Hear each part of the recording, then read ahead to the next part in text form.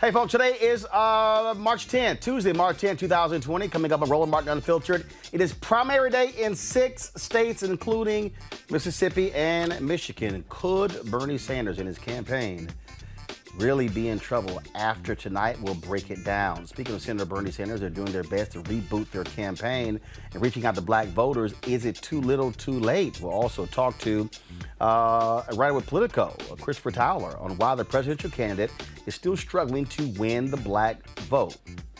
Joe Biden, he got tough with a white guy today, an auto worker, cussed him out over the Second Amendment. I had no problem with it.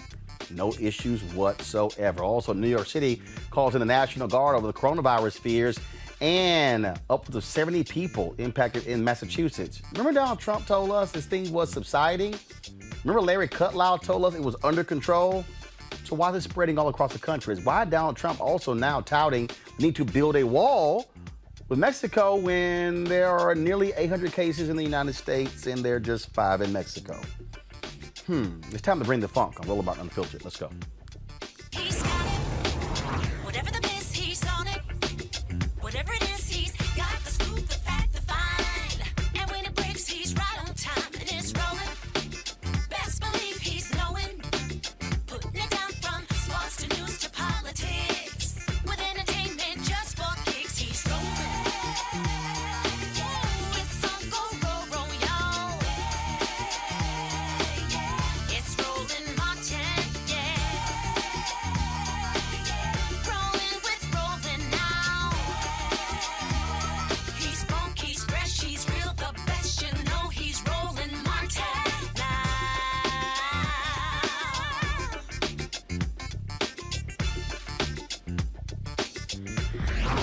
Martin!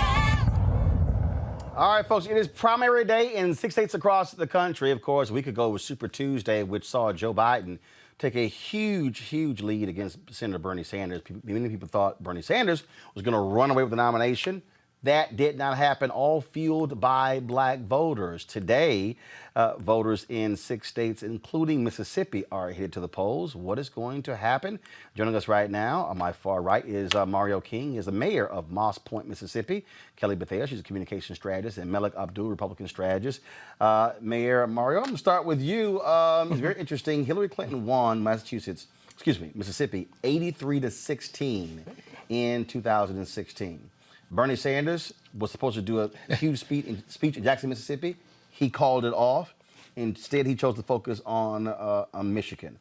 Could we see a repeat in 2020 where Bernie Sanders is crushed in Mississippi? I absolutely think so. Just a week ago, Joe Biden visited one of our HBCUs, Tougaloo College, shout out to them, and he did it with Vivica Fox, and they made headlines all through the state. They was all on social media, and just remember, Barack Obama is our person, you know, and Mississippi has the largest amount of black elected officials per capita, and those people like me are saying, hey, go out there and support Biden. You know, we love him. We think he's great. He's actually invested in our community. We feel that he's came there, he's been there, and we don't expect him to be on the ground knocking doors, but to come to our city and come to a HBCU and actually bring a diverse crowd there and talk about what he wants to do for our country was impactful. So I definitely think that you're going to see a repeat. I'm really excited about it, and I'm feeling good about this election. Kelly, when you look at this election and how, I'm still trying to understand how the Sanders camp could not have anticipated this was going to take place. That was a weakness of him in 2016.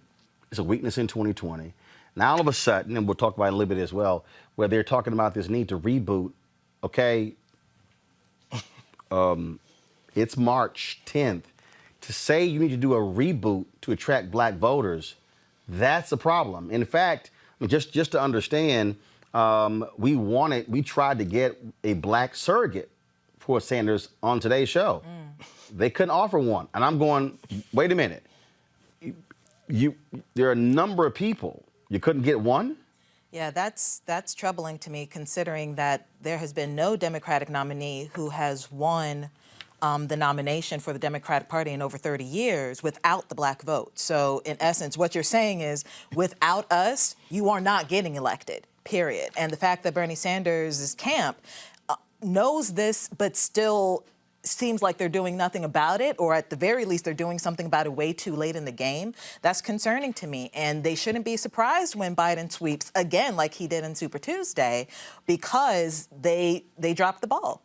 Melik, when you look at what is happening here again with these 6 states that are voting today, Senator Sanders has to, frankly, blow Biden out.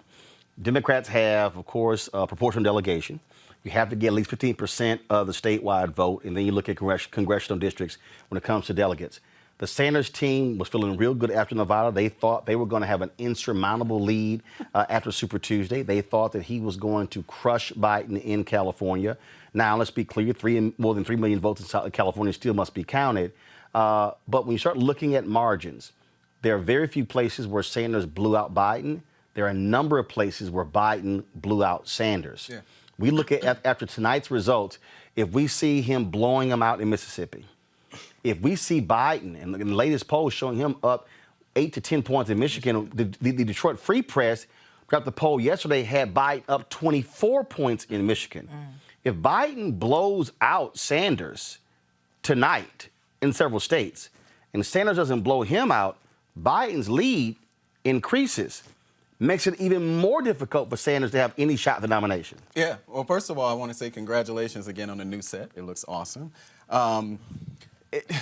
Biden is going to blow Bernie out. That's what he's going to do. And especially, in Mississippi, he wasn't just at Tougaloo College. He was at New Hope Baptist Church, which is not far from where I grew up. So Biden is doing exactly what he needs to do. What we've seen is that, and you talked about it before, people were talking about all of the momentum Bernie had before there was even a vote cast. And then they based it on what was happening in Iowa, New Hampshire, and Nevada. Well, we saw what happened when he got to South Carolina. Things totally changed, and it almost overnight. It was a combination of Clyburn's endorsement and really blacks, I think, just coming home, feeling comfortable with the fact that Joe is actually our guy. Biden is going to blow Sanders out. I think that he's going to win Michigan decisively. And at this point, Sanders should just he's not going to, but Sanders should just give it up after. Well, one of the issues that I continue to have is there's these people who support Bernie Sanders who somehow have created this notion that black people don't really know what they're doing, that we haven't got enough information, that we're not quite sure where Sanders stands on these issues. Bernie Sanders has been running for 4 years. So this idea that black people still are quite unsure and we're just so much more comfortable with Joe Biden. No, I think black voters are making decisions. And that is, okay, him, to beat him. I'm going with him. I mean, frankly, it's insulting to keep insisting that black voters have not done any of this. Yeah. I'm thankful that you said that. People act like black people don't have the capacity to make informed and intentional decisions. This is what's happening. We're making informed and intentional decisions, which is something we do all the time. We deserve to be respected. See, the problem is people haven't respected our community in a long time. And so when we demand that respect in the professional and classy way by exercising our right to vote, people start then saying, well, the black community, like you said before, what about the white community? They always talk about black voters, and acting like we don't have the capacity to actually do these things, but then we don't hear anything about any of the others. But what I can say is that black people are speaking loudly, and we choose Biden. And if they have I feel like when we think about Bernie Sanders, I think that the intentionalism of our decision is, number one, is that who is the best candidate to beat what's already there. Number two is who's going to do the most for the black community, who's the most informed, and then who's the most culturally aware. And I think that Biden is that person. Look, I'm sitting here, and let me just go ahead and say it. I got no problem calling some people out. So I'm sitting here looking on some of these idiotic comments right now on YouTube. And somebody, Honey, Ohana, Tanae, blacks are not making informed decisions, but we are the win factor. So what? We're just a bunch of uninformed people. So the black people in South Carolina are uninformed. And North Carolina, and Texas, and Arkansas, and Massachusetts. In Alabama. The white folks in Maine. The white folks in Minnesota. The black people in Alabama. So basically, all of those black people are grossly uninformed. Okay, gotcha. Let me also, let's see, big BG fella here, Roland, pry lips from Biden's ass. It's called stating fact. I mean, first of all, we're covering this whole deal. Now, see, here's what I find to be interesting. Those of you who support Senator Bernie Sanders, isn't it amazing that after Nevada, when everyone was saying he is the absolute front runner, and when media was saying that Biden was going to get crushed by Sanders on Super Tuesday, none of y'all were complaining about the media. But now that you're behind, you're complaining about the media. One whose ass you're kissing. Let's see here. Let me go here. Why is Biden your guy, Roland? Sure looks like it from abroad. Biden's not my guy. I'm covering the race. Facts don't lie. There's a reason why, just so y'all understand, the people who are sitting here talking about why Buttigieg and Amy Klobuchar dropped out. It's not hard, y'all. Buttigieg got 2%. He was polling 2% among black people.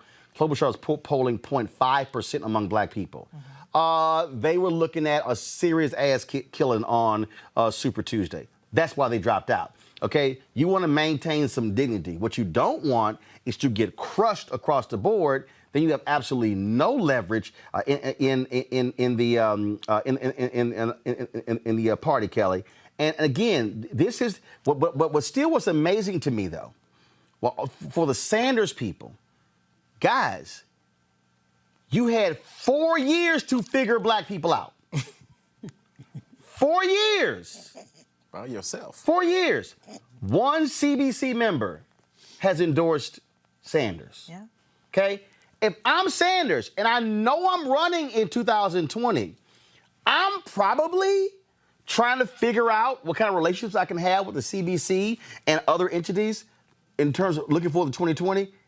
Kelly, he didn't.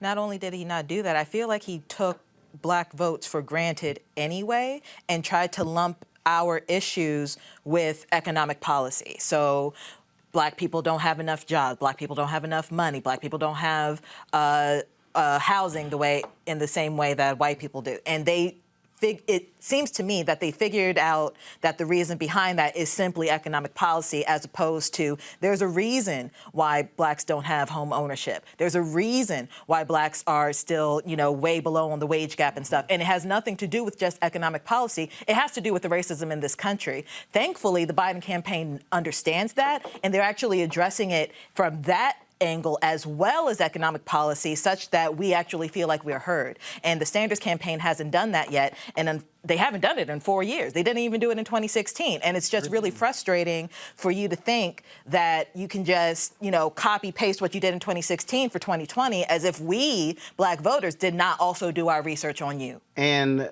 the thing, first of all, there was a piece that was in Politico, folks, that talked about Sanders' inability to win over African-American voters, especially those middle-aged or actually older. And that's one of the things that you're seeing. And so joining us right now is Christopher Toller. He is one of the folks who wrote that particular piece. And so I want to bring him in right now. Christopher, how you doing? I'm good. How are you? So you hear the conversation that we were having, and when I read today's article, on the Sanders campaign talking about their sort of reboot, again, reading that article, they were stating things in that article that should have been stated in August of 2019, not March of 2020. Yeah, absolutely. I think from and the work that we did, we really took a look at how different messages appealed to the African American community. And from what we saw, the messages around Trump as an economic threat were not sufficient to actually drive black voters into politics and to make them enthusiastic about 2020 politics. It was really only a message that involved specifically addressing the racism, the threat to racial progress that Trump represented, that actually had any effect at all. First of all, you're a university professor. Y'all did this study. What did the study say specifically in terms of about black voters and Sanders? So far, of the studies are really just public opinion polls and polls that try and use a subsection of a larger sample to understand Black public opinion. And that's really a poor way of doing things because you only end up really 100 to 200, maybe at most 400 Black respondents trying to make some broad generalizations. And so studies have shown that Sanders has drawn more enthusiasm from younger cohorts. We're having some issues with Christopher's audio. Are we back? We're having some problems with his audio, so let's actually fix that, and then we'll go back to Christopher in just 1 second. Melik, again, if you're running for the Democratic nomination for president, if you can't figure out how to get Black votes, you have absolutely no shot at the nomination. I think what you had here was, and I think one of the reasons why was Sanders pulling out of Mississippi. First, he should have given the speech in Mississippi. Yes. Okay, because here's the deal. For the Democrat nomination, it's math. You can't let somebody blow you out. Right. Okay? So let's say Biden wins Mississippi 70-30 or 65-35. That's better than 83-16 when Hillary beat him. But when you make no effort, okay, first of all, the mayor of Jackson, Mississippi, Choko Lumumba, chose to endorse Sanders after there was a survey of voters in Jackson. Yeah. He was following the will of the people. So to cancel the speech, no, you give the speech, you do the event, then you fly to Michigan. Yeah. Now the problem he's facing is he's going to lose Mississippi big time, and looking at the current polling, he's going to lose in Michigan. So you actually made it worse for you. Yeah. So the Black population of Vermont is on par with, I think, Utah, maybe about 1.4, 1.6%. So there's an assumption that somehow Bernie Sanders can speak to our issues. And like Kelly said, what Bernie Sanders has done, if you hear him, if you watch him in a debate, and he's talking about racism or equal, criminal justice and things like that, he lumps them under well, if you're concerned about climate change, that is an issue that concerns Black Americans. He does this sort of dance where he doesn't speak directly to Black people because he doesn't have experience actually doing that. And for him not to prepare himself, he knew in 2016, I'm going to run again. So you take an analysis of where your fault lines were, where your negatives were, and you build upon that. Well, Bernie Sanders decided not to do anything but the same thing, which was climate change. Sure, I, as someone, if the federal government decides to forgive all student loans, I'm absolutely for it. But that's not one of the driving issues if you're talking about the Black community. And that tone deafness is a serious blind spot for Bernie Sanders that's not going to serve him well after tonight, because I think it's done. And of course, the endorsement of Reverend Jesse Jackson Sr., it came late. The reality is it just came on Sunday. The Bernie campaign, of course, they have been trying to really drive that home. But I think, again, this is one of those things that you have to look at the map. The map is just very simple, okay? He experienced it in 16. You cannot get crushed in the South and think that you're going to pick up momentum, because also when you start breaking down delegates, okay? Delegates are based upon size of states. Right. The states where Bernie says I can compete, which are largely white states, they're small. Okay? He lost Maine to Joe Biden. Okay? Ain't that many people watching my show in Maine. And so, and this is the thing that, as somebody who covers politics, you got to start breaking this thing down. You have Sanders, who says, and I had somebody say, in fact, Reverend Jackson was on yesterday, he said, well, Biden didn't win white voters in Iowa and New Hampshire. But he doesn't need to. Sure doesn't. Here's why. No Democrat has gotten more than 39% of the white vote since 1964. Okay? This idea that Joe Biden was going to somehow get 40+% of white people, that was nuts. Sanders was not going to get 40+% of white people, that's nuts. Because no Democrat, Bill Clinton didn't get more than 39% of the white vote. So if you're running, you actually aren't going to get a lion's share of the white vote. You must put together a broad coalition of Black, Latino, Asian, Native American, white, women, gay, evangelical, and look at the martyrs. That's how you actually win. And that's the piece I think they're missing. And just like I keep saying, Sanders people keep saying he could turn out young people. When? Has it happened? And I'm like, y'all, if you want to have a discussion with me on this, let's have a real discussion about the numbers. You have not seen a dramatic increase in young voters, so you can't tell me, oh, yeah, they're not coming right now in March, but I'm going to get them in November. Yeah. Well, I'll tell you, just to be honest, these campaigns, when they run these campaigns, a lot of these people are not culturally aware, culturally competent. Let me tell you what I see in the Joe Biden campaign. I've seen leaders, I've seen him take city managers, people that are culturally aware, grassroots people from Mississippi, and hired them on his campaign. I've seen him bring in white women, black women, Latino women coming out and speaking for his campaign. Every conference I've been to as a mayor, I've been to every large conference in this country. Joe Biden has a program video with his logo in the beginning and at the end. Every other candidate, it's the next day. We at the National League of Cities conference right now. Joe Biden had the first, nicest, well put together. He knows what he's doing. He has a culturally aware and competent staff. He knows where to be and when to be there. He's not following other candidates. He's 2 steps ahead of every candidate that's there. And so when we talk about these campaigns, we could talk about, I always tell people, when we talk to people, the community, the grassroots people that are out there that's just going to look for who they're going to vote for just to give their vote and give their appreciation to, they're looking for somebody that's simply present and that can speak to their issues, that's culturally aware, culturally competent, culturally sensitive to the issues that they have. Joe Biden is able to do that because he have a team of people that are culturally aware and they're well-rounded. The other people, we just don't even know who they really are. Here's what's interesting to me. I have this very interesting here, and I'm reading this. Let me find this person's comment, Kelly, before I publicly blast them. Paris Sming, right? Dan, did Bernie Sanders do something to you, Roland? No, it's called covering the election. See, again, though, this is part of the problem here. Sanders' black supporters don't want to have this conversation when we have to have this conversation because you can't explain what is happening if you don't break down what is happening. Got that, Paris? Well, the worst thing that anyone can do in the middle of an argument is deflect. And that's what I'm seeing out of the camp of Bernie Sanders, especially when it comes to getting black voters. So what I'm seeing is especially like right now, you're actually laying out the facts as to what's wrong with the Bernie campaign.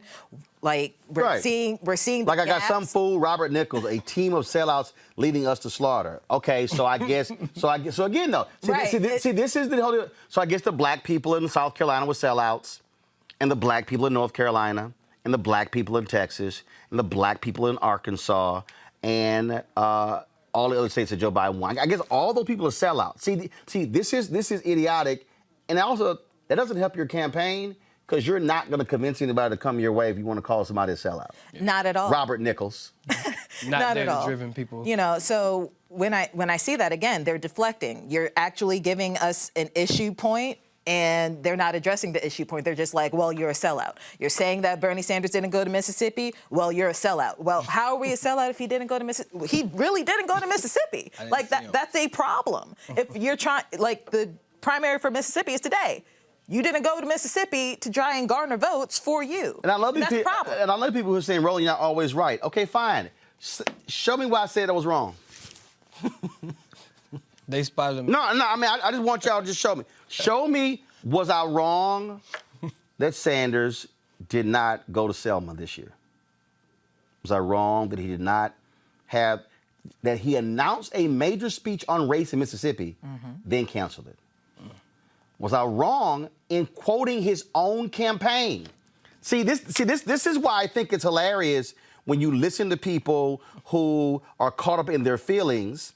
And you know what? I always have a slogan called FYF. You probably can figure that out when it comes to your feelings. No, but that's part of the problem. People who are caught up in their feelings, okay? Because they don't want to confront what even the Sanders team is saying on this issue. They don't even want to confront that. And here's the other deal. We reached out to the Sanders campaign to have a black Sanders supporter on the show to state the case. They couldn't find one. So, again, please tell me how that's a problem for us if that's the case. I'm just trying to understand how. Oh, I'm wrong, but we only stated that. And didn't we have a Black Sanders supporter on yesterday about his plan for Black women in healthcare? Yeah, I thought so. Go ahead, Bellick. Yeah, so you've said this many times before. You know, if you're not willing to make the effort to now, there isn't a lot of Black media out there.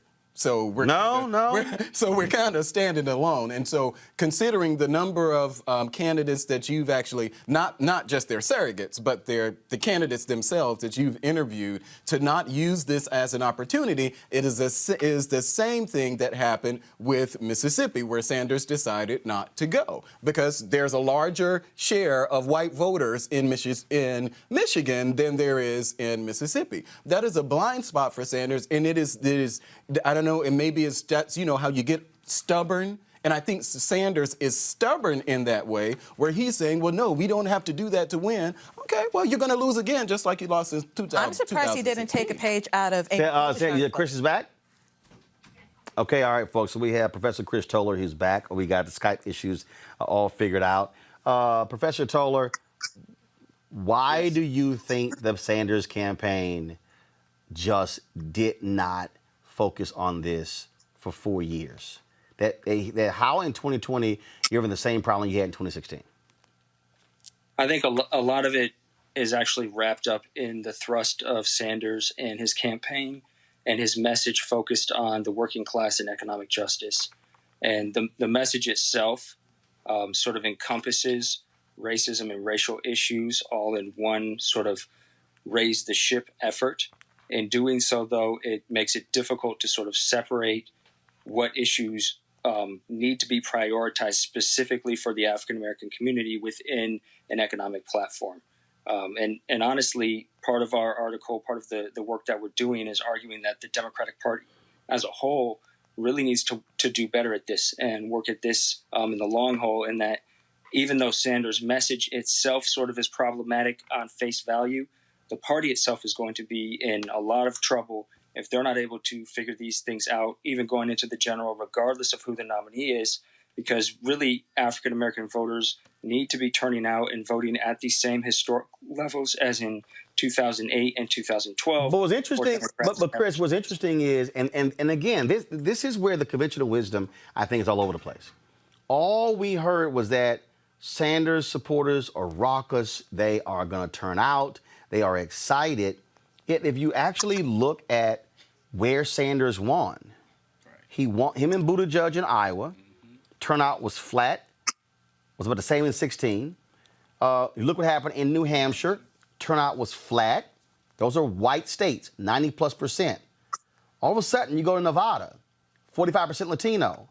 Increase in turnout, Sanders did very well, he wins Nevada. But when you go to South Carolina, 538,000 people voted in South Carolina. That's more than who voted in 2008 when Obama was on the ballot.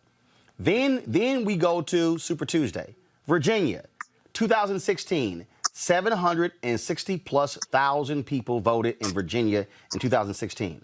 1.2 million voted in Virginia in 2020. North Carolina, Texas.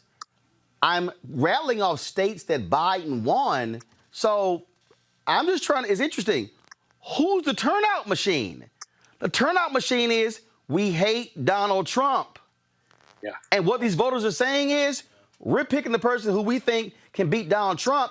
So again, to Team Sanders, explain to me how you have this massive turnout, but your guy didn't win, which means he's not the beneficiary of the massive turnout. Christopher, go ahead.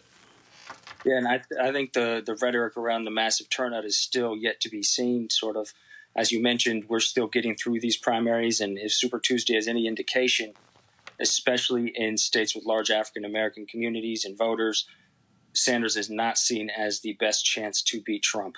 And from all of our research and survey work, if not the most, one of the most powerful indicators as to whether or not African Americans are going to turn out and participate in politics is how much they dislike Trump and the Trump administration. That's really the force that's driving all of this within politics right now. All right, Professor Chris Toller, and we appreciate it. Thanks a lot. Thank you. All right, folks. I talked about Senator Bernie Sanders standing with Reverend Jackson, standing with him on Sunday. This is a video Team Sanders actually put out praising Reverend Jackson. Go to my iPad, please. With me, I stand with him because he's never lost his taste for justice for the people. I stand with him because he stands with you.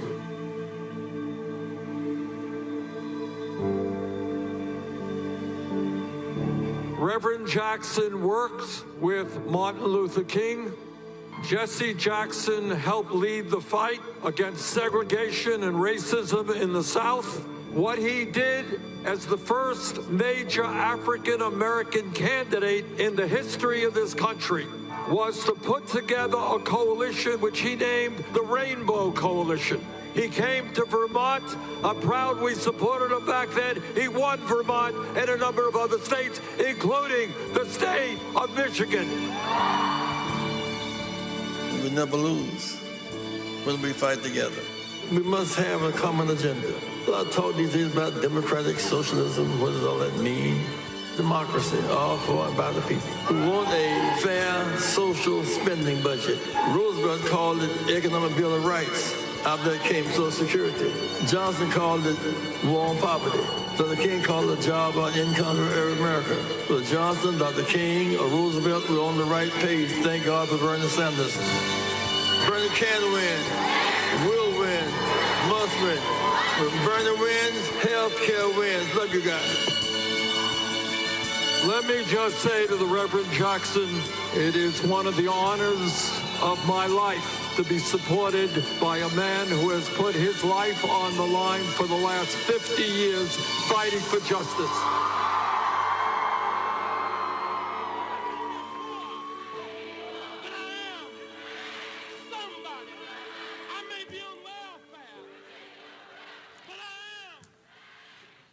All right, folks, again, today, Michigan, 125 delegates on the line there. The state of Washington, second biggest state with 89 delegates. Sanders crushed Clinton by more than 40 points there in 2016. Recent poll had Biden winning in Washington state. Missouri, 68 delegates. Mississippi, 36 delegates. Idaho, 20 delegates. North Dakota has 14 delegates there as well. So we'll see exactly what happens tonight. All right, folks, today in Detroit, Joe Biden was campaigning there, and let's just say he was surrounded by a whole bunch of white men who are auto workers, and one of them had a serious problem, and he did not expect Cussing Joe to show up. How you intend on getting the union vote when there's a large portion of the union workers that are gun enthusiasts, and you are actively trying to diminish our Second Amendment right and take away our guns? You're full of shit. All right, thank you. Now, shush. Shush. I support the Second Amendment. The Second Amendment, just like right now, if you yell fire, that's not free speech. And from the very beginning, I have a shotgun, I have a 20 gauge, a 12 gauge, my sons hunt. Guess what? You're not allowed to own any weapon. I'm not taking your gun away at all. You need 100 rounds. So when you were in Beto, when you said you're going to take our guns, I did not say that. That's not true. I did not say that. It's a viral video. It's a viral video like the other ones they're putting out that are simply a lie. Your voice, you said that you're taking the guns. Well, he just clarified it. Wait. Take the AR-14s. Okay, this is not okay. Hold on. All right. Hey, let's Don't tell me to do that. There's a lot of guys. How you intend on getting the union vote when there's a... All right, y'all. So, first of all, I love that video. I love that video, okay? And what I really love, not only with Biden saying you're full of shit, him going, shush. See, campaign aides always are trying to shut something down because they're like, I want to protect the candidate. Biden was like, no. I'm going to cuss his ass out, okay? Here's the thing that I find to be really amazing. Here you have this white auto worker standing there saying, how are you going to get the union vote when a lot of these folks, they're hunters? Biden should have said, if it wasn't for me and Obama, your punk ass wouldn't have a job. Yeah, I said that, Melik. Here's the reality. Republicans stood against the auto bailout in 2009. Who backed it? Obama, Biden. And see, that's what kills me. And so let me remind y'all, Romney was against the auto bailout. When Obama dropped that ad on Romney after the first debate, his opposition to the auto bailout, all that debate goodwill he got went all out the window. See, it's amazing to me how people forget. So you're saying, oh, yeah, we want to hunt, but your broke ass wouldn't even have money to buy a gun if didn't save the auto bailout. So that's what you talk about, voting against your interests. And the guy sitting there reading from the phone. No, Biden wanted him. You know what? I want to see that again. I just want to see Joe Biden cuss his ass out again. Press play.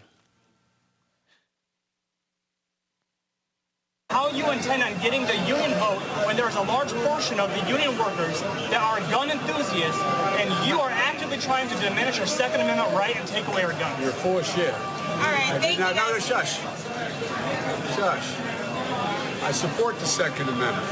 The Second Amendment, just like right now, if you yell fire, that's not free speech. And from the very beginning, I have a shotgun, I have a 20 gauge, a 12 gauge, my sons hunt. Guess what? You're not allowed to own any weapon. I'm not taking your gun away at all. You need 100 rounds. So when you were in Beto, when you said you're going to take our guns, I did not say that. That's not true. I did not say that. It's a viral video. It's a viral video like the other ones they're putting out that are simply a lie. Your voice, you said that you're taking the gun. Well, he just clarified it. Wait. Take your AR-14s and what? Okay, this is not okay. Hold on. All right. Hey, let's There's a lot of guys. How you intend on getting Here's what I find real interesting, Malik. The auto worker getting mad when Biden started pointing, hey. And I'm like, you roll up on me. You in my personal space. I agree. And also, the pearl clutching. oh, my goodness. From all these Republicans. Trump folks retweeted the video. All the pearl clutch. Do we need to remind Republicans what Donald Trump has said? How Donald Trump has cussed? Get rid of the sons of bitches?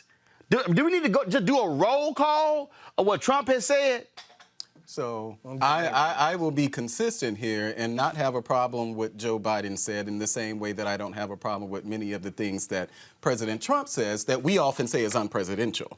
Now, I imagine that if Donald Trump was actually engaging with the voter... Actually, he wouldn't, because actually Donald Trump doesn't even get that close to voters. I imagine that... No, but he wouldn't. Maybe not. Not maybe. Show me the video where Donald Trump would even walk through and talk to a group of auto workers like that. He just stands his ass behind a podium at a big old rally. Even if he were a rally. Yeah, I thought so. Go ahead. Even if he were at a rally, at a podium, engaging with the voter and had cussed the voter out, I'm pretty sure that our hair would be on fire at this point. No, it wouldn't. But no, it wouldn't because we do recall in that video what he said about where he grabbed women. Well, that's something totally different. Yeah, than okay, engaging. it's totally different. What that was is actually engaging with the voter. And as I said, I don't have a problem with, I love the pushback. One of the things I like about Donald Trump is that he's actually willing to push back. I wish that there were times where he lies. Obama, actually, he lied. Well, actually... I wish there were times where Barack Obama actually utilized some. You know damn well a black man cannot sit here... Come on, dog. Come on, dog. What I may know and what I would like to happen, so I'm just being honest, I wish that there were times where Barack Obama said, look. Well, I like you not looking like Mr. Rogers right now, but your ass do. I don't have a problem. I don't have a problem. It's a beautiful day in the neighborhood. Can we go out? Come on. I don't have a problem with what what Joe Biden did, and I do know that there were Republicans who were against Bush's $700 billion or $700 million, I think, the auto bailout of October of 2008. So I do know that there were Republicans who were against that as well, but. As far as this exchange, again, I have no problem with it, but I know that if Donald Trump had did that, we would be having a different... Man, the nonsense that Donald Trump does all the time. Look, at the end of the day, you got to start calling out these lying-ass Trump people like you need to. I'm sorry. How we know he's a Trump person? How we know he's a Trump person? Mel, did you actually just say that? Did he say that he was a Trump person? Dog, anyway, like I said, because it's the lying. It's the straight up lying. When Joe Biden's like, hold up, here are the guns that I own. What are you talking about? No, in their mind, if you suggest any form of gun control, you're against Second Amendment. Mm-hmm. That's the problem, and that's why Biden said, you full of shit. Look, let me say this. I'm a mayor. I am so appreciative of what he did. Oftentimes, it's double standard that people can run up on an elected official and talk crazy and disrespect them and say what they want to say and then not expect them to respond as absolute foolishness. Now, it's a complete difference when you're on the podium at a rally talking crazy about a group of people that have not even approached you or said anything. This individual came up in his personal space and called him out and lied on him. So he had the exact right to address him and tell him that he was full of shit, because he was. See, Kelly, this right here, I have said this for years. That exchange right there is why I can't run for public office. That right there. Because I know I can't. Because, see, I know. Yeah. I'm going to start with 100,000 votes. And I'm going to end with about 18,000. No, because I'm telling you. Because, see, I remember the same thing, Elizabeth Warren. Remember that white dude roll up on her? I think she was in Ohio. Yes. And, with your plan to forgive student loans, where's my money? You know, I worked these jobs and I paid all my daughter's debt and I saved my money and my friend was taking vacations, and so what? He gets a free ride. He was all in her face. And then when she tried to answer, then he walked off. See, right there I'd be like, no, bring your punk ass back. That's what I'm telling you all. It's best I'm right here. Because I know I would cuss a voter out every day. It'd be like take some aspirin and cuss a voter out. No. They go together. I totally understand your viewpoint, and even though I have a cool, calm demeanor on this show, I really do have a short fuse when it comes to my temper. So I'm with you. I too could not vote or run for public office because of my mouth. But I say all that to say, I still didn't like the video. I appreciate what Biden did in addressing him, but I miss the respectability of presidential nominees and presidents. That's gone. I know it's gone. So thanks to his guy, that's gone. So I have to revamp my mind a little bit and recalibrate how I see something. That's why I can't wait for it. Look, if Biden gets a nomination or Sanders gets a nomination, I can't wait for a debate. His ass lying. Right. He ain't gonna His remember. ass lying. That's rude. His ass He lying. ain't gonna remember. His ass. I'm telling you right now. I'm sorry. The only way you did with Trump is his ass lying right now. Lying. And then that's when you turn. You done? Any more lies you want to tell the American people? He gonna stutter his way through. No, he not. Yeah, yes. No, he not. First of all, I'm looking forward to that debate, actually. First of all, Trump lies so much. If Joe Biden stutters lie, that means he just repeating lie multiple times. So it don't even matter. But no, I'm telling you, you cannot. Look, Joe Biden right now is preparing to deal with these crazy ass people. Remember when that woman called Obama a Muslim and McCain took the microphone? Ma'am, no. Right. No. Right. No. That's gone. Yeah. Okay? Bye-bye. Okay? And the whole Republican Party has gone along with crazy-ass orange dude. No, and I understand that. Again, it's still something that I can still say that I miss it. I can still say that I miss the class that came with the presidential title and the nomination and that whole process. With respectability, politics is a thing. It doesn't have to translate through all aspects of our lives, but at the very least, the presidential election. And unfortunately, it's gone because of 45 and because of. I think it's social media. I don't No, think it's no, necessarily. hell no. I don't think that. No, hell think no. that Donald Trump. It's the punk ass dude you voted for. Well, Roland, that's what it is. If that's the case, then that means, and this is why I reject that argument that I hear people make many times. If that's the case, then you were waiting because we were perfection when Obama was in office. No. Because Hold up. Nobody said perfection. Let me finish my point. Nobody said perfection. If we're talking about someone who was presidential and someone that our kids could look up to, someone that we will follow and be proud of, somebody who was a family man, somebody who had one wife who was a baby, who had a baby mama, and then he had the same two kids. Somebody who's also a Christian. But go ahead. Then Barack Obama would be that standard of the politician that we say, all right, if you're going to be presidential, then that's the model that we should follow. But according to your party, he wasn't a Christian. But if he was a Muslim, he was a thug. But if that all were this sort of the stuff, case, what happened? If Obama was that model, and we followed that model because it was Obama, and somehow it just took him leaving office for us really to dive into our lesser selves, which is essentially what we've done, especially on social media. It was Obama. No, hold up. It was Obama. Hold up. But it was Donald Trump Obama. doesn't dictate It was your Obama. behavior, though. It was Bush. It was Clinton. Yeah. It was Bush. Absolutely. It was Reagan. It was Ford. It was Carter. it was Ford. You had Nixon. You had LBJ. You had Kennedy. You had individuals who respected the office of president. But now what you have is you have a vile, despicable thug who has thuggish children. Oh, No, let me say it again. His children thuggish children, His children who are who love to berate people as well. And Defend their father. And no. Yeah. Berate people as well. You got Lil Fredo, Donald Trump Jr. Fredo. You got Fredo 2 with Eric Trump. Okay, you got all of that going on. But why does that dictate your behavior? No. Why does what Because Donald you know Trump what? do Because dictate here's why. how we act? Because here's why. We're responsible for ourselves. Because here's why. I grew up in the home that I grew up in. Because he respects My no mother norms. said, I don't care what they do in their house. This is what you're going to do in this. Well, guess what? So what we right say now, is he's that in the people's because house. of Donald Trump, No. we can go down to the gutter of politics. You have to. Because of Donald Trump. You have to. And that's an excuse. Guess It's a what? Michelle convenient Obama said when they go high, when on they the go low. stage where people were Michelle trashing Obama Donald, said when they go low, we go high. And I'm telling you right everybody now, ignored that. No. People respected that. The only way you deal with Trump, when they ass go low, you cut their ankles off. Well, Michael and Bloomberg then, tried if that. you no. First of all, he wasn't a nominee. Nice try. But I'm saying Michael Bloomberg tried that in his bottom line is campaigns here. against You Donald cut Trump. their ankles off because you know why? When you're dealing with a thug, you got to swing like a thug. But Joe Biden can't do that. Okay, all right. Watch it happen. I don't think Joe Biden. Go ahead. I'm going to a break and go to my next guest. First and foremost, I respect what you said, but let me tell y'all something.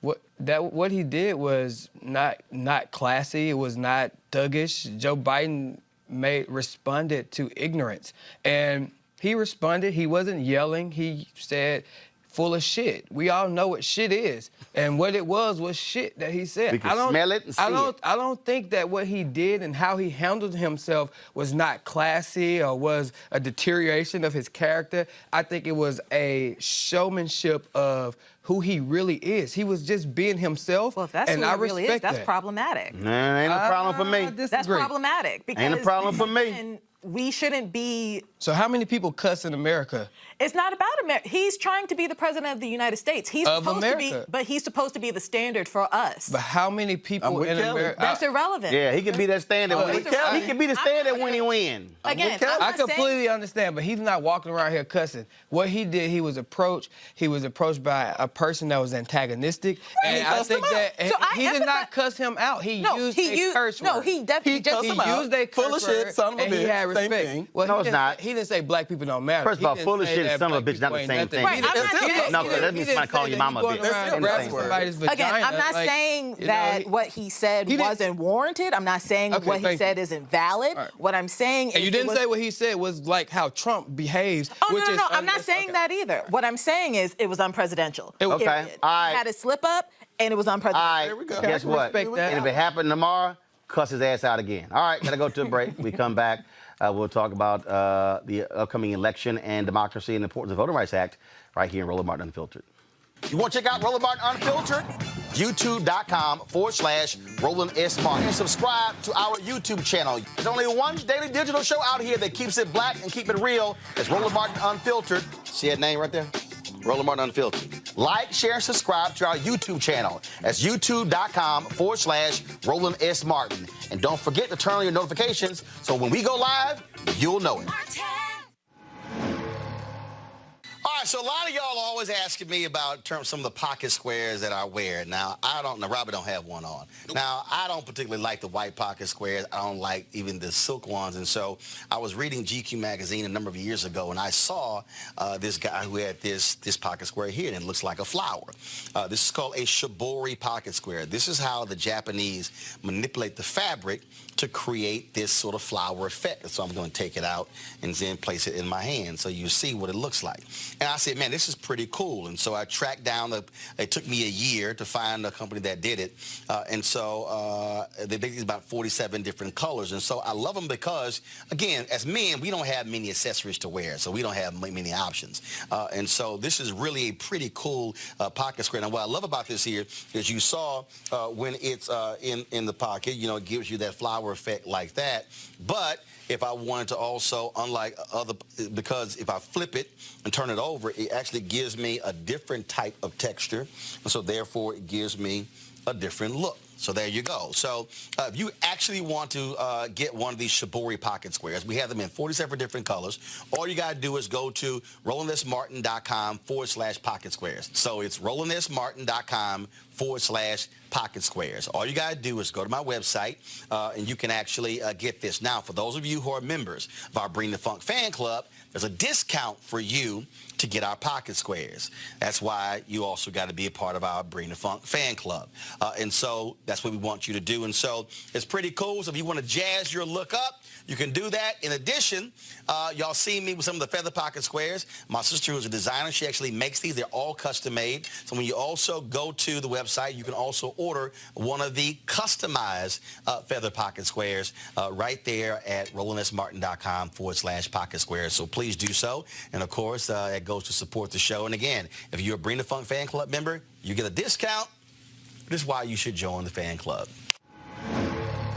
All right, folks, as the election nears, Democratic House members are revving up their efforts to pass the Voting Rights Act. Now remember, they actually passed H.R. 4. It was designed to make it more difficult for states to discriminate against voters of color and give the federal government a stronger ability to take action against states with a history of discrimination. But, of course, Republicans haven't done a damn thing because Mitch McConnell, he calls himself the Grin Reaper. Joining us right now is Diallo Brooks, Senior Director of Outreach and Public Engagement for People for the American Way. Here's the problem. Democrats can do whatever they want to do in the House, but you have Mitch McConnell, who is not going to do a damn thing. Republicans do not care about this issue when it comes to voting. They sit here, they front, they lie. They go down there to Selma every year with Congressman John Lewis on a damn field trip, take pictures, say, oh, my God, this is so great. We're celebrating all the people, who marched and the foot soldiers, and they come back to D.C. and do the same BS they always do. Yep, that's what they've done. And basically, if you look at the suite of stuff that's happened on the House side, we said we create change in the House, we elect more Democrats in the House, we actually do work. Folks pass some legislation, pass some good legislation, really trying to get corruption out of the system, money and politics issues, deal with some of the voting issues, the voter purges that we see, the voter ID stuff that we see, and it gets to the Senate and it dies in the Mitch McConnell graveyard. And so as folks are going to the polls in these primaries and getting ready for the general election, that has to be front of mind, particularly for black voters, is that this Senate under the Republican administration is a place where good pieces, practical stuff that makes sense goes to die. And so that used to be bipartisan. The reality is the Reauthorizing the Voting Rights Act typically was a bipartisan act. Exactly. But when the Supreme Court made that decision, Shelby v. Holder, these Republican-led legislatures and governors immediately went about across the country, not one state, not two, not three, not five, begin to changing the law. Right. The reason 1,200 polling locations, the reason those locations closed is not because of money, because they knew after the Supreme Court decision, they didn't have to worry about pre-clearance from the Department of Justice. Exactly. All the voter ID laws, all the voter suppression stuff, they put that thing was on steroids after Shelby v. Holder. Yes, and you saw it happen in Alabama, but also you saw it recently in Texas. Look at how many polling places have closed. I think it's over 750 polling places closed in Texas. 750, so places where people were used to going to vote, they're eliminating those things. But here's also what has happened this year in Texas, okay? Right. Because when people were talking about the long lines in Texas, actually, it was Republicans being obstinate in Texas. So here's why. Right. First of all, because Democrats control counties, Dallas County, Harris County, Bexar County, Travis County. Here's what they said.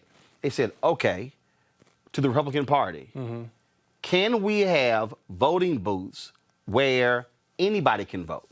They knew that there were going to be very few people voting in the Republican primary. Republican Party said, nope.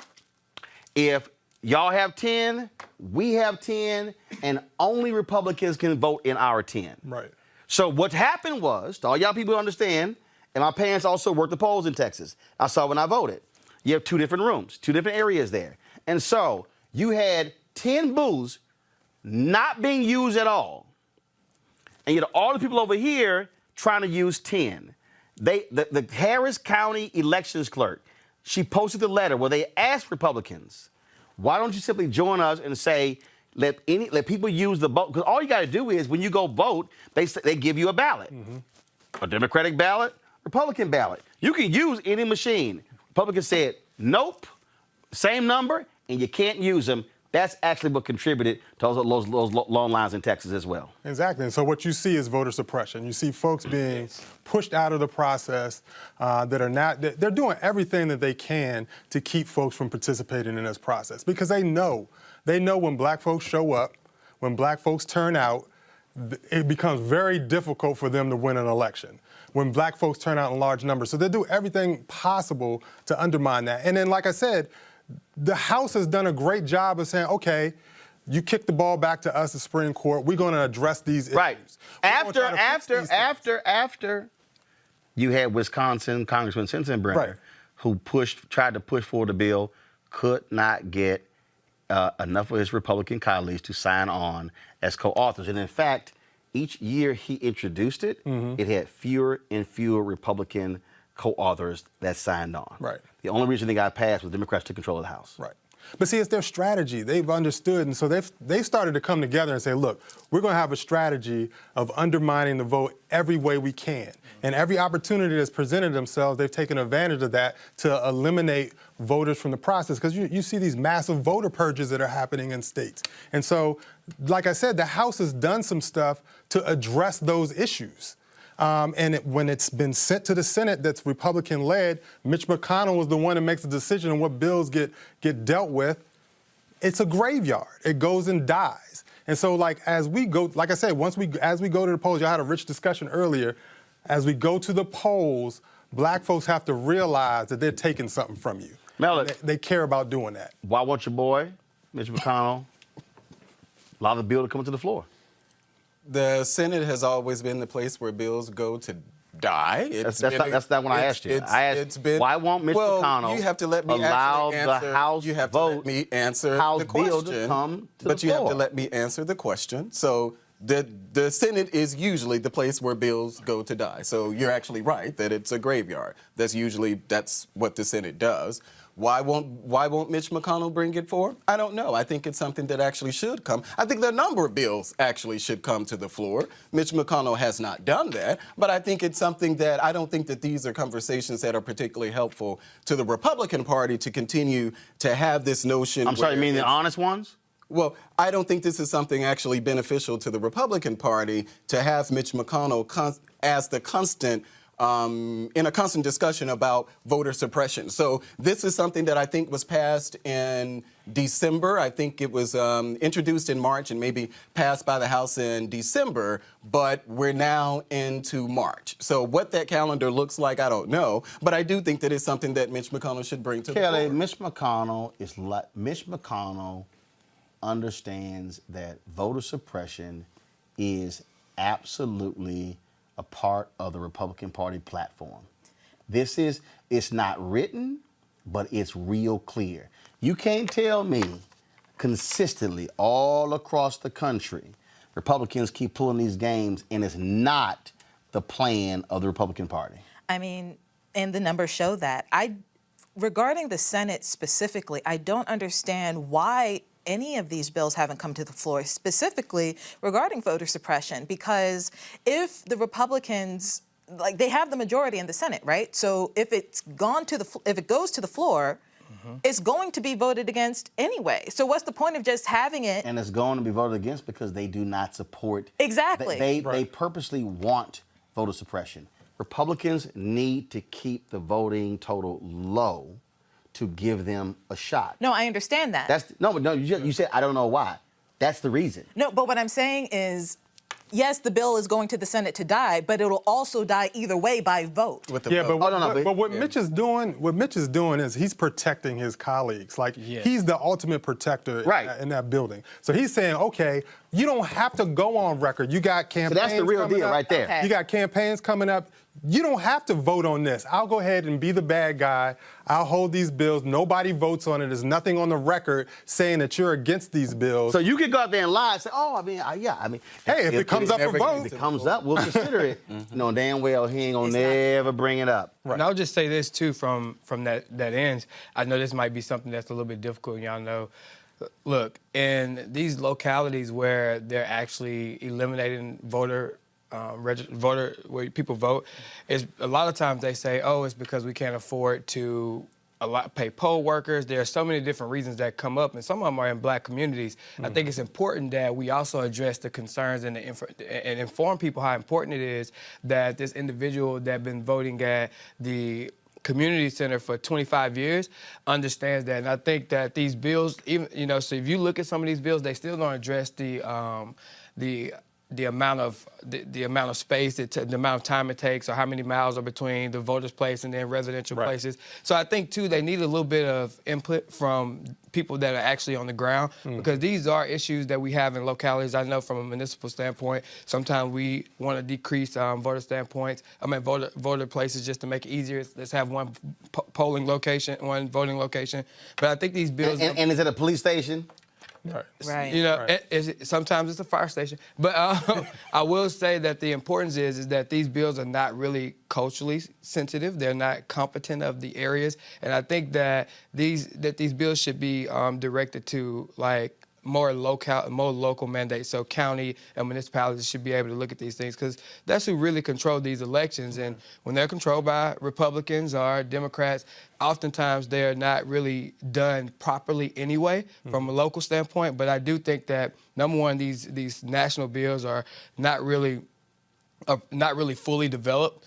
Number two, I think that party is completely ruining the entire process. And number three, we got to remember things like the Civil Rights Act. We got to remember things that are really important and things that people fought for so they could have under. But here's the deal, though.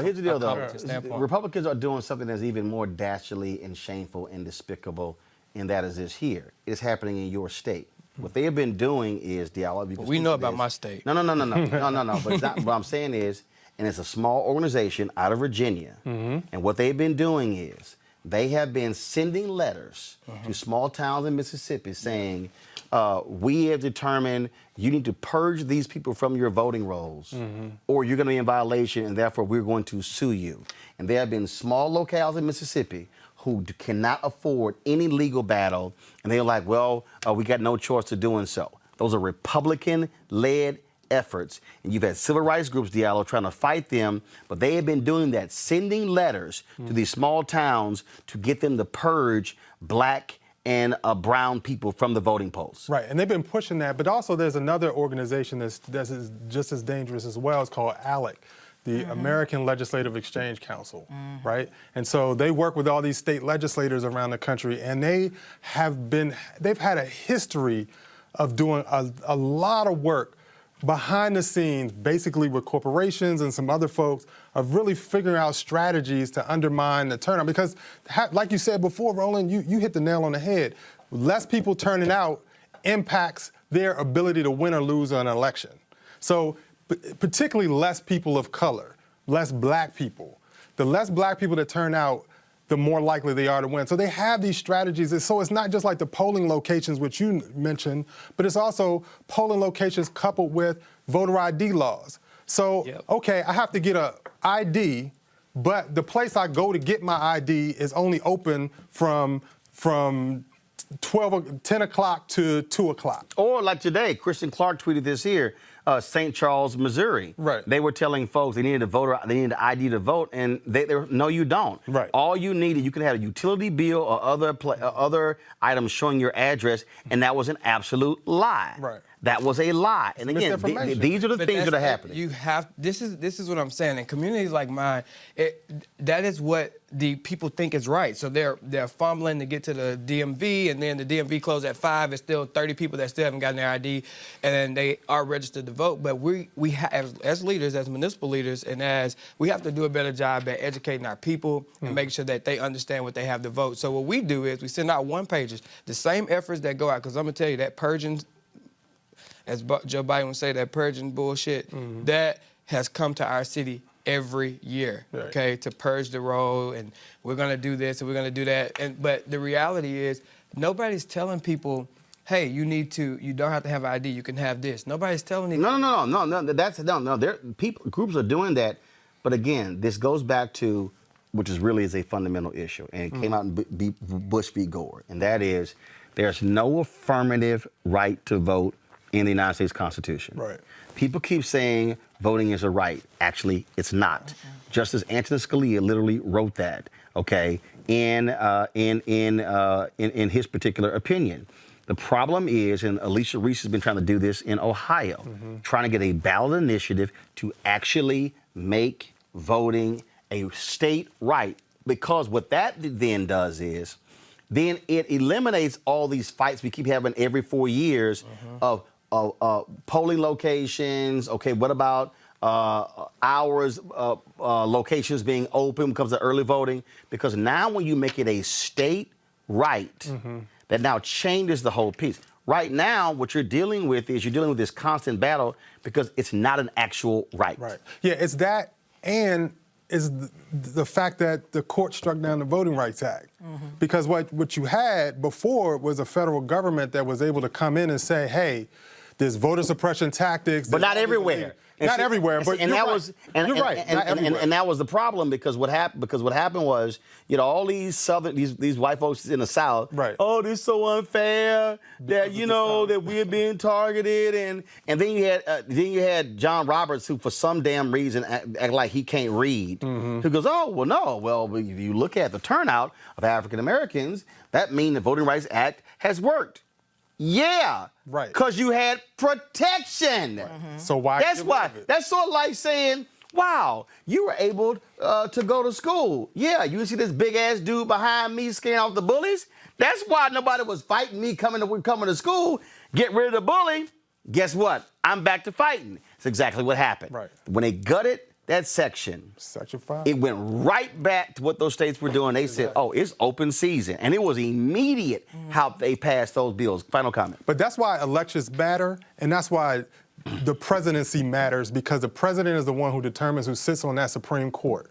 And so if we're not thinking about the courts, our federal courts, which was a place of protection for us, then it's a problem. So that's why our folks need to be, geared up, ready, organized, educated to be able to turn out to do what's necessary to change the game, because it's a difference between Trump or a Democrat making the decision who sits on the Supreme Court and where our protection. Bottom line is, I have no confidence whatsoever Republicans are going to have any guts when it comes to supporting voting rights, because they know full well that smaller number benefits them. Simple as that. Y'all, thanks so much. I appreciate it. Thanks for having me. Yeah, the coronavirus continues to cause panic across the country. Tonight, New York City is calling the National Guard to the suburb of New Rochelle to set up a containment area. Here's a map of the 1 mile radius area. Now, within this space, National Guard troops will help to clean public spaces. They will also be used in Westchester County to deliver food to quarantine households. New York State Governor Andrew Cuomo says gathering places such as schools and religious institutions within a 1 mile radius of a highly impacted area of New Rochelle will be shut down. The restrictions will begin starting March 12th and last until March 25th. Now, speaking of the coronavirus, CDC Director Robert Redfield said efforts to fully contain the virus in some parts of the U.S. had failed, and the government would focus on blunting its impact with measures like curtailing large gatherings. Okay, I'm trying to understand. Malik, didn't Larry Kudlow stand for the cameras and say this has been contained? Didn't Donald Trump say it's been contained? So if they kept saying this has been contained, how we keep getting new cases? Oh, clearly, well, first of all, it's impossible. It was impossible for this to be contained. So they were lying? As we're saying.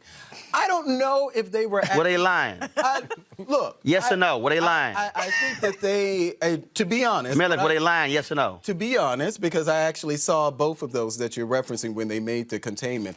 I think that they were speaking from a federal government perspective and not trying to cause an actual panic. No, Malik, were they lying? Well, I just would not say that they were lying. Right, but you wouldn't say it, but you knew they were lying. I would not say that they are lying, but what I will say... Mario, were they lying? They were very Well, of course he's going to say that. No, Mario, were they lying? No, hold up. This is a mayor. This is somebody who's responsible for citizens in his care. And when you heard government officials, Larry Kudlow, going before the cameras, when you heard Donald Trump saying, oh, this is contained, hey, it's down to 0, more cases. What are more the medical cases, more professionals cases. saying? If Kudlow and Trump had shut the hell up and allowed the medical professionals to talk, we could hear them. I actually agree that Trump should stop. So with and that let the being medical said, I think number professionals one, and I'll answer the question first, yes. And let me tell you, to me, the problem with coronavirus is, number one, that you got these people like Donald Trump and these different individuals getting up speaking on something that they're completely ignorant towards. And they're not allowed, they didn't allow the medical professionals to get out in front of this and to discuss it and actually talk about the real issues, the different strands, and actually educate the people on this.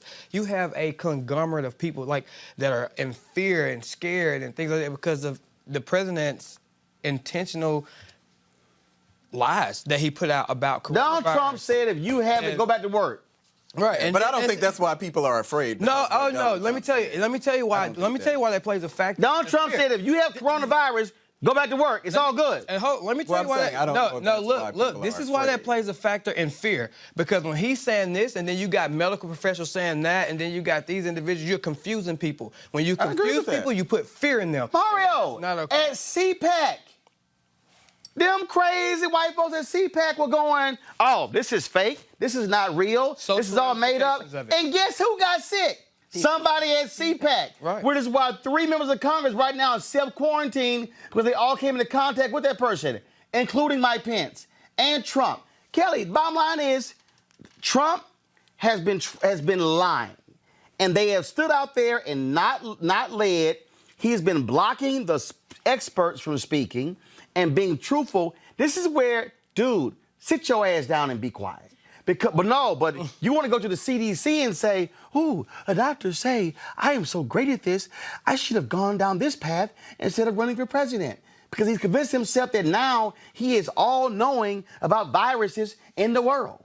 Yeah, it's absolutely ridiculous. And my main point of contention with 45 is the fact that he doesn't let other people lead. Like, he feels like he's the expert on everything, and it is clear that he is not. It is clear that he doesn't know what he's talking about like 95, 99, 100% of the time. So what happens is you have experts who are trying to push the information out there, like Mario was saying, and it's literally combating with what the President of the United States is saying. And it's creating chaos. Yep. And it could have been contained. It could have been more regulated, but we have literally this ball of confusion, not only from the government, but from the medical field. So there's a difference between what Donald Trump says and what the capabilities of our federal government. So I reject the notion that if Donald Trump had not said some of the things that Donald Trump had said, that our federal government wouldn't be in a position. I disagree with you. Donald Trump is the head of the executive branch of government. Again, and he so gets more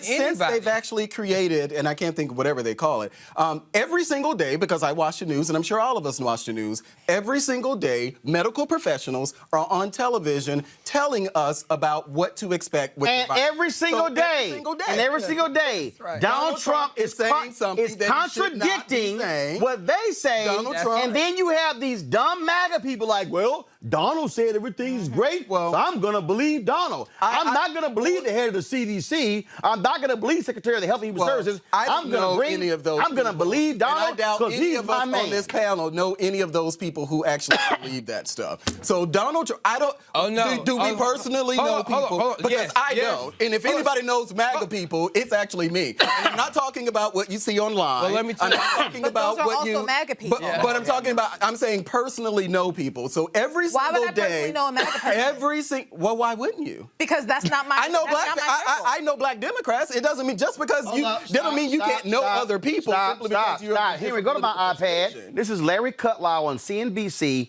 on February 25th, y'all. Listen to this. Coronavirus will spread to communities in the U.S. The CDC warned Tuesday. Dr. Nancy saying it's not so much a question of if this will happen, but a question of when. They're warning Americans for significant disruption to their daily lives, Larry. Well, look, our public health people who are spectacular, the best in the world, are preparing for any eventualities. And that's exactly what they should do. They were ahead of the curve on the travel bans. Now they're ahead of the curve insofar as laying out potential emergency plans. That doesn't mean it's going to go into effect, but they're doing exactly what we're doing. We're going to get a supplemental. We've asked for a supplemental up on the Hill of a couple of $2 billion or so. That's exactly what they were doing. I just want to say, though, as far as the U.S. is concerned, when you look at this, I mean, you had a little higher head count on the infections because of the cruise ship people coming off. We have contained this. We have contained this. I won't say airtight, but pretty close to airtight. We've done a good job in the United States. Hats off to our public health people. And the other. That was February 25th. Larry Kudlow said, it's not airtight, but we've contained this. It's close to airtight. Larry Kudlow, So it's not contained. economic policy advisor. This is, as I said, they should actually leave this to the medical professionals. Hold on. No. But I need you to answer this here. Why are they lying? So, because I didn't, so the clip that you actually played, now I think there is a distinction that we could rightly make in the argument of when we're talking about something that's contained. So there's not a pandemic in the United States of coronavirus. So now you're acting like. Oh my God. No, I'm not acting like them. I'm not acting like them. I'm actually giving you an answer. Oh my God. Melik. I'll actually be able to Melik, stop. Melik. I think that there is something define to contain. be said. Define contain. Well, contain, generally, if we're talking about contain, what most people think that there are no additional cases that are going to come from this. Hold on, is that what contain means? Well, that if we're talking about contain, I'm asking you to define contain. That's how I would define contain, so whether or not it's an actual outbreak. So when the National Economic Council Director goes Economic Council Director, which is my point. Which is why he should sit his ass down. But I've said that. But I've literally said that. But this is the problem, Kelly. I said that about Trump, Kelly, and I said that about Kudlow. Kelly, but this is the problem. You just don't want to deal with that. No, I am dealing with that. No, Melik, what I'm dealing with. I said that Trump should stop. I've said that. Kelly, what I'm dealing with is this. Because I know how the system works. You, as a National Economic Council Director, you cannot go on television unless somebody has approved it. Right. Yeah, absolutely. You just can't just hop up. And so the fact of the matter is, Kudlow was sent out to say that because Donald Trump only gives a damn about himself in the stock market. They were trying to stop the stock market from dropping, which is valid. No, it's not valid. What you do is you don't lie to try to get it to happen. And guess what? Nobody in the stock market believed them, and that's why the stock market has lost more than 4,000 points, wiped out gains from the last 2 years, and these fools keep lying. They stood there, and Donald Trump, Friday, look, anyone, you want a test? You can get a test. You want a test? You can get a test. It's a damn lie. It was an absolute lie because we'd already heard them say, the number of tests we said we're going to have available, we actually don't have them available. They keep lying. And that's the problem here. And then, of course, I'm going to find in a second, wait till I play this Media Matters clip where they just juxtapose Fox News and Fox News looking at, the Ebola virus, which was 2 people, 2 nurses, who was let back into the United States. And you swore Americans were just dropping dead from Ebola left and right, and how they were trashing Obama. The fact of the matter is, the Trump people keep lying, and they keep making stuff up, and they make it hard for the people to trust the professionals because, unfortunately, it's a bunch of these dumb MAGA people who only believe Trump. Go ahead. Not only is it that they only believe Trump, they believe the president. They believe that office. So the problem with Trump lying is that he is the head of the executive branch of the United States. CDC falls under that. Surgeon General falls under that. They're on his cabinet. So everything that you hear from these other officials, they're all under Trump. So when they say one thing and Trump says another, no one's going to believe the former because the latter overrides the former. Well, you should. Common sense says that you should. Well, first of all, that's the problem. But common sense says that you should trust a medical professional. Well, first of all, I should trust my president. First of all, it's a bunch. I would actually believe my doctor over a president of the United States. Normally, we have normal, non-narcissistic presidents. A narcissistic president? We've never had one of those. Excuse me. Normally, when you have non-narcissistic presidents, where it's not all about them, who understand how to urge calm, who understand how to defer to the medical professionals. What you have not had was a silly-ass president who goes to the Centers for Disease Control and Prevention wearing a MAGA hat and essentially shushing them, and then comparing the perfect coronavirus test to his perfect call to the Ukrainians. That's the ignorance that you have here. But again, also, just so y'all understand, okay? Who's number one news network? Fox News, okay? I want to show y'all. I'll show y'all this video here. Media Matters put this together. And when you listen to all these people who are trashing Democrats, and you listen to, and then of course last night, oh my God, did y'all see Nutty Trish Regan and her video? Oh my God, it was. This is just a shame.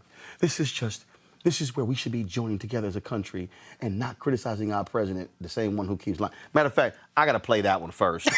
Y'all, it's... she's right. We should be coming together. Well, first of all, you can't come... How in the hell are we going to come together when he can't even get together with his own administration and give a straight answer? Well, because we should be able to do things without the president giving us permission to actually do. Okay, I don't know what... You know what? I'm just saying. I don't know, really. I don't know. We continue to base our behavior on the only person on this panel who actually voted for him and said they're going to vote for him again, you actually saying some bullshit. So let me go. Let me just go ahead and just say that. It's some absolute bullshit. Y'all, last night, y'all want to see crazy? This is like Children of the Corn crazy. Okay? Y'all watch this. Chorus of hate being leveled at the president is nearing a crescendo as Democrats blame him and only him for a virus that originated halfway around the world. This is yet another attempt to impeach the president. And sadly, it seems they care very little for any of the destruction they are leaving in their wake. Losses in the stock market. All this, unfortunately, just part of the political casualties for them.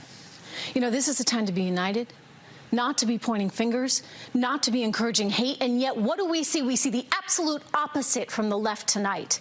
Good evening, everyone. I am Trish Regan. The hate is boiling over, many in the liberal media using, and I mean using, coronavirus in an attempt.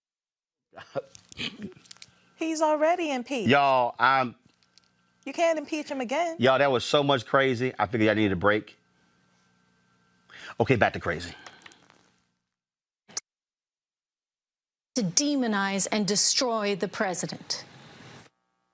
I don't think the president is capable of telling us the truth about the coronavirus. They have no plan. They have no plan. The virus is going to kill Americans regardless of their stupidity. This administration right now looks like they couldn't organize a one-car parade. He is not going to be able to have his rallies, and it is going to psychologically torment him. The president should lead, or else he should get out of the way. Stay on the golf course. This may be Donald Trump's Katrina. Yeah. This is an event that could take down a president. There's no confidence in the president in anything he says or does. I wish he would just be quiet. I see. This is impeachment all over again. And like with the Mueller investigation, like with Ukraine Gate, they don't care who they hurt.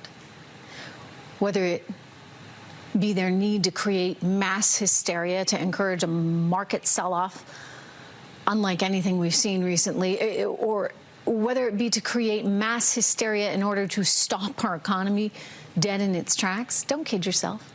They told us how much they crave a recession as a way to get rid of Donald Trump. Some elements of truth. Y'all, I tried to tell y'all, it's a whole lot of cray-cray over there at Fox News. And when I say cray-cray, and y'all just heard breathy, oh my God, what's gonna happen? Protect Trump at all costs. Y'all heard all of that. Now, I want y'all to see.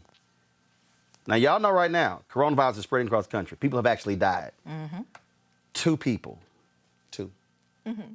What's that? Who's the conservative did 2 and 2? What's his name? Chuck Woolery? Yeah, who loved just Trump. 2 and 2. 2 people got infected with the Ebola virus who came from, I forgot, African nation to the United States. Liberia. 2.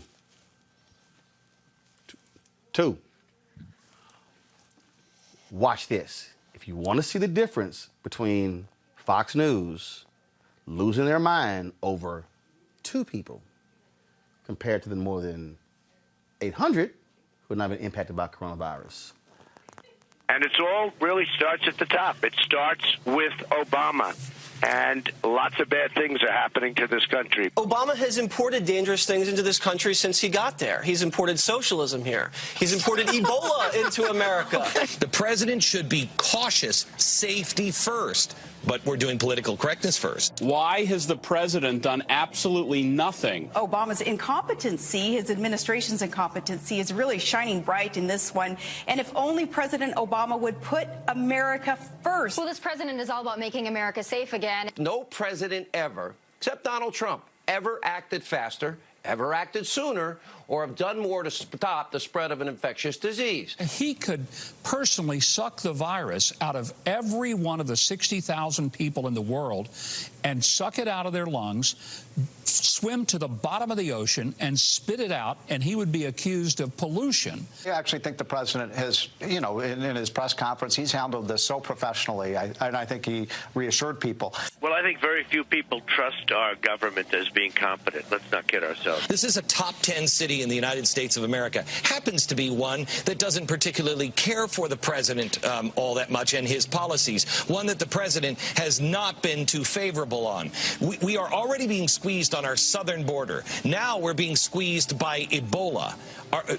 Is there an agenda here? Their priorities are not always obviously that of the national interest. In this case, it is as if he's making some sort of neoliberal one-world statement rather than talking about the country's public health standards and protections. I mean, we have virtually incompetent leadership. So why would anybody trust our government to handle this crisis? President Trump today detailing efforts to combat the coronavirus. We've been very vigilant, and we've done a tremendous job. The government has done an amazing job, I think. You know, this is a time to be united, not to be pointing fingers, not to be encouraging hate, and yet what do we see? We see the absolute opposite from the left tonight. The media complains that there was a lackluster initial response by the Trump administration. Say what? The sense one could get from watching a lot of the coverage and the commentary that the coronavirus originated in the Trump White House and that the president is trying to spread it as fast as he can to as many people as possible, which, of course, is nonsense. Remember, the president said that this disease wouldn't make it here. Well, then it did. And then when it got here, it wasn't going to spread. Well, now it has. Those 2 white people were in Africa caring for thousands of black people.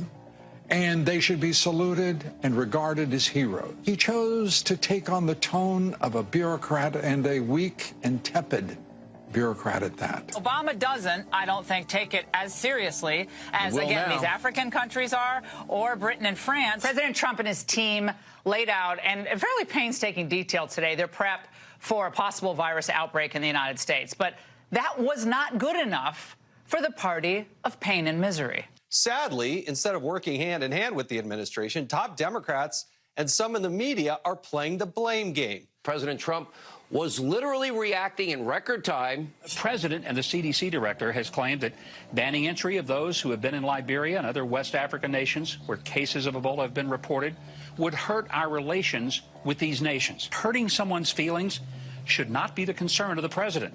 Protecting American citizens should be. This president does not seem to have the interests of the American people on the top of the list. The president said this. The explanation was, look, in the military, they have to do what they're told, all right?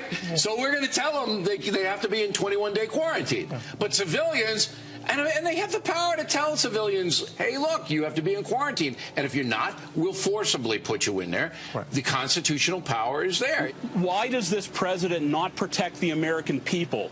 Why does he care about these esoteric faculty lounge debates more than he does protecting Americans from death and mayhem? It is a pattern in this administration. They are attacking this president daily, saying that he doesn't have the right leadership in the face of this, even though he made some serious decisions right out of the gate. And the hate is boiling over, many in the liberal media using, and I mean using, coronavirus in an attempt to demonize and destroy the president. President Trump was projecting calm leadership in the midst of all of this coronavirus hysteria today. I'm just sick of a government that I'm paying for telling me not to worry and just trust them. I wish I could, but if they repeatedly lie to me, I just don't believe them anymore. Sounds like the current one. I'm going to just say this. I went to the Rayburn House building to a congressional office today, and the social ramifications of this, the confusion that I saw, even the treatment that I received there was just, to me, was just disgusting. I think that there's so much confusion. There's so many people that don't know what to do. You say trust our doctors, but if the doctor come on and say this and then the president of the United States come right behind them and say something different, then you start getting conflicted, then you start trusting Google, which is another place that you don't supposed to trust. So I think the problem is the messaging is off, which is like most things that come from the White House. And I think that there's a lot of conflict around this virus. There's a lot of misinformation out there. And people aren't Googling and going straight to the CDC website. They're going to different places. They're going to anything that they can see. And when the first thing you see, you talked a lot about, we shouldn't believe the president, but he has more airtime than anybody. He can reach millions of people in a matter of like milliseconds.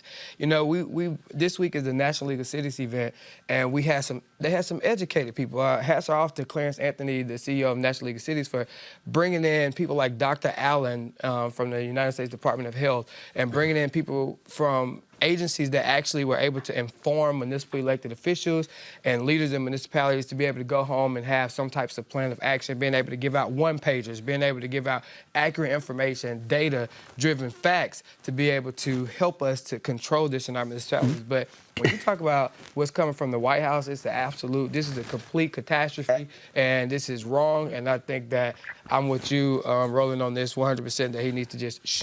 And Kelly, you're going to love this one. So that idiot Charlie Kirk, he tweeted, "Now more than ever, we need the wall. With China virus spreading across the globe, the U.S. stands a chance that we can control our borders. President Trump is making it happen. I explain why this matters and so much more." Donald Trump responds to his tweet, "Going up fast. We need the wall more than ever." Kelly, do you know how many cases that have now been confirmed in the United States? Not been confirmed? No. That have been confirmed in the United States? What is it? 959. Do you know how many cases have been confirmed in Mexico? 2. I want to say 3. 2. It was 2? I think 2. If y'all do 3 plus 2, you're close. It's 7. There have been 7 confirmed cases in Mexico. 3 7. plus 2, yeah. 959 in the U.S. These dumbasses say, wall, wall. As if you can't fly over said wall and still be contaminated. No, Mexico should be saying, wall, wall. Keep y'all asses over there. Right. No, for sure. Again, the level of misinformation coming from the highest office in the land is not only disconcerting, based off of what we've seen, it's embarrassing. Because this is our president. He's supposed to be trusting experts, and he's only trusting himself, and it's clear that he shouldn't even be doing that. So when I see stuff like this, it's very, very frustrating. It's very frustrating when you have experts out there who are trying to get the accurate word out, who are trying to contain this, who are doing their actual job based off of the education and the research and all of these things, and then you have somebody over here tweeting stuff like that, overriding the experts. So is the wall the answer? Well, of course the wall is not an answer. Okay, but I got to ask you this here. I asked you about Larry Kudlow. CNBC, United Airlines reports 70% plunge in U.S. bookings as coronavirus. Boy, how about that containment? Yeah, I mean, well, I imagine that the federal government would definitely, whether it's, and I think it would be in an administration, they would do their best to calm waters. And I'm not even going to repeat what I said about Donald Trump and what he should do, because I've already. Because hell, he won't do it. Because I've already said that. And he won't do it. As far as I know, like my people in Mississippi, they're not going to listen to the president. They're going to listen to their doctor. My people in Mississippi, they're not going to listen to the president. I'm sorry, stop. Hold on. I'm sorry. Hold on. Wait. professionals. Hold on, when you say my people. Meaning the people that I know in Mississippi. Are they black people? Well, or are they Trump voters? Well, they're black people. And the Trump voters that I know are going to listen to medical professionals. So let me be clear. When I speak to the populace that I serve. And right, I'm saying, and maybe in Moss Point, they will listen to the president. No, let me stop but you. the people that I know, I'm not disrespecting because you interrupted me. Okay, so this is how this works. You interrupted me before I finished my point. And what I was saying is, when you have the CDC and the parts, so people in Moss Point don't listen to the CDC? Ignored. Yeah, we listen to them. What I'm saying is we don't get the airtime in Moss Point from the CDC and the State Department of Health. They're playing Trump in Mississippi. They're not playing the CDC and Department of Health. So guess what? So the state officials, your state officials, because how it's working in other states. My state officials are who? Well, your state. My state officials are who? I'm saying, so your state Trump your state supporters. My state officials support who? But your state health officials. Of our city so are you actually saying that your state health officials are putting out false information to We haven't heard anything from our states. And that is a problem. But in other states. And who are they? But in other even red states who are actually listening to whether it's their governor, whether it's their mayor, whether it's their local officials. So what's wrong? This same information that you got today. So what's wrong with your fellow MAGA supporters in Mississippi, your state? I mean, I'm not concerned about MAGA supporters. So only in Mississippi you saying that they don't listen to Trump, they listen to their medical professionals, right? Well, I said the people that I know. Okay, you so said how many people you know in Mississippi? I was raised there. I was born there. So okay, so you know about 10 people. Let me just be clear with you. So the likelihood of me growing up in Mississippi, so we can play this game. Okay. So the likelihood of me growing up in Mississippi, knowing people in Mississippi, family being in Mississippi today, and you're going to Jackson, Mississippi, the capital of the city, not in Moss Point. All right, so what have you seen? What have you seen? Well, you've already said that your state officials. You have already said that your state officials are not giving out information, which is a problem. Your state officials, whether they support Trump, whether they support Obama, whether they support anyone, your state officials should be giving out information to actually help you. But wait a minute. But one second. Hold on. Wait a minute. Hold on. Okay. One second. But how can state health officials be giving the information out when first and foremost state officials are getting their directions from the federal government? When the federal government, I'm not done. I am not done. When the federal government also has failed to properly prepare the states for what is happening. States were sitting here going, hey, what are y'all doing? What's going on? I'm not done. States were going, what are y'all doing? What about supplies? What's happening? You've been having all conflicting information. The problem is that the states that have been able to move fast are the ones that don't have to be so dependent upon federal government. Let me remind you, Melik, you're from Mississippi. I sure am. Okay? The fact of the matter is, Mississippi had more than half of its budget comes from the federal government. So Mississippi is different from a New York state because they absolutely are going, hey, feds, what are y'all doing? And the problem is the administration has given such conflicted information. States are saying, what the hell do we do? Well, Trump is the first time that I've actually Trump heard is out here saying, oh, you can get a test, but there are states that have said, well, the people are saying, hey, if you got it, don't come. We ain't testing you. Go home. Go home. Folks don't know what to do here because they have bungled this. Final comment before I got to go. This is the first time that I've actually heard that the state health officials in Mississippi are not giving you the tools that you need to inform your population. Well, first of all, that is actually first of all, we got a mayor of a city, so he might know because he's there. I said that's an actual problem. Yeah, that's a big ass problem. That the state officials are not giving you the tools that you need to inform your population down there. That is a problem. First and foremost, as a mayor, I listen and I take in information, but it's my job to make sure that if I put out anything, that there's a consistency gained from, number one, my leadership and the people that support me, such as my board.